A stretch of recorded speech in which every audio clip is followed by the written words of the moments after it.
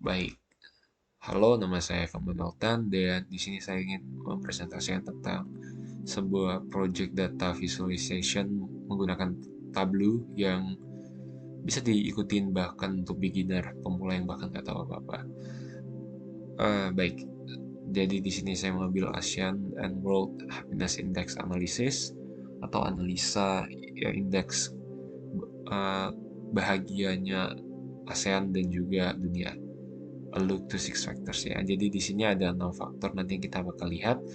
Baik, tapi sebelum itu, nah ini adalah project yang simple dan beginner friendly, jadi teman-teman bisa ikutin bahkan jika baru.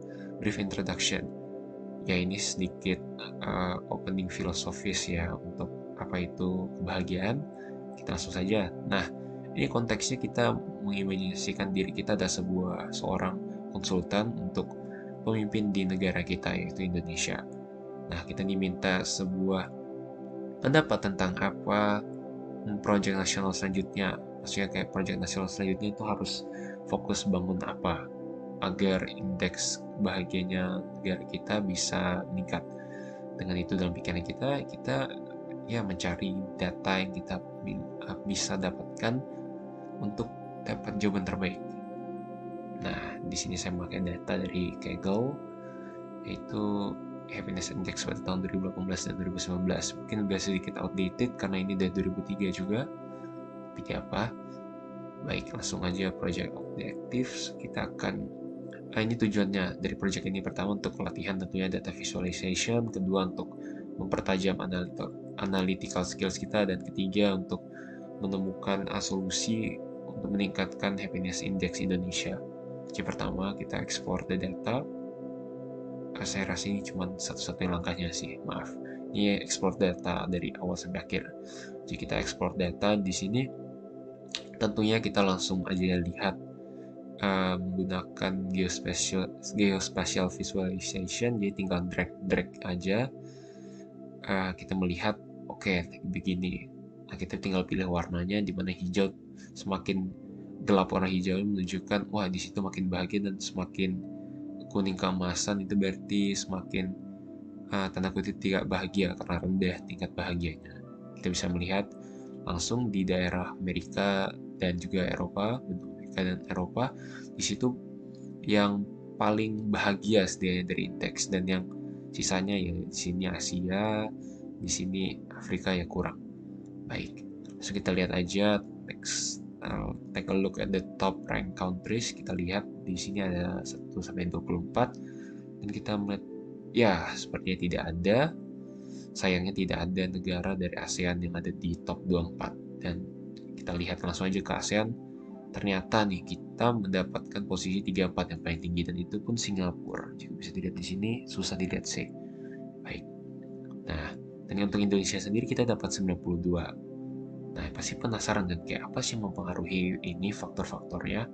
Nah, ternyata faktornya ada di sini: generosity, GDP, healthy life expectancy, angka harapan hidup, persepsi dari korupsi, dan life choice freedom. Jadi kebebasan untuk milih gitu di hidupnya, kayak mau jalur karir apa dan lain-lain, dan social support, dan kayak dukungan dari fasilitas-fasilitas program yang ada.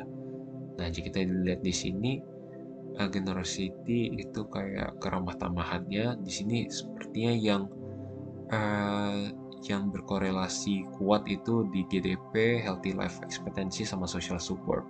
Dan kita akan lihat nanti di dataset selanjutnya bahwa ini itu beneran nyata.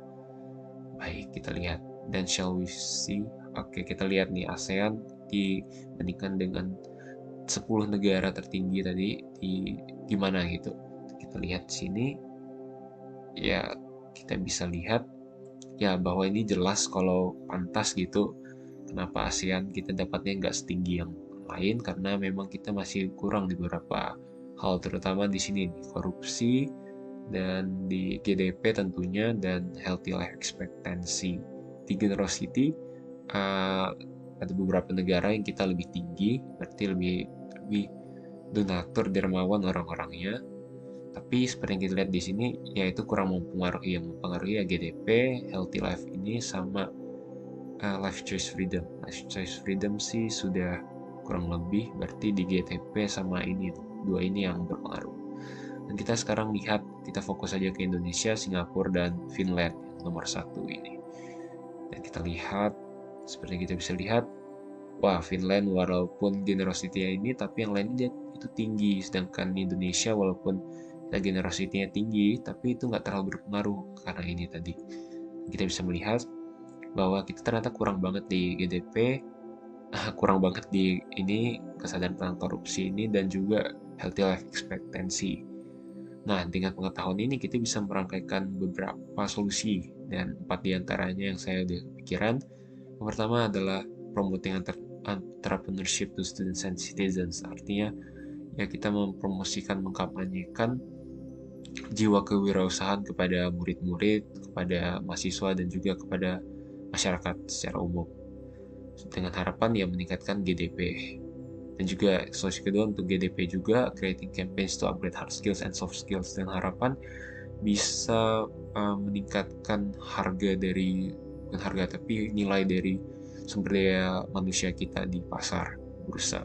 Nah, yang ketiga adalah look at the cause of lower life expectancy. Nah, untuk ini kita belum tahu sih kenapa bisa lebih rendah. Mungkin aja banyak sekali faktor, mungkin dari fasilitas healthcare kita, fasilitas kesehatan, atau bisa jadi dari gaya hidup, dari makan, dari polusi, dan lain-lain. Kita belum tahu, jadi kita look at the cause-nya aja, dan sambil membandingkan dengan negara lain dan cari solusinya.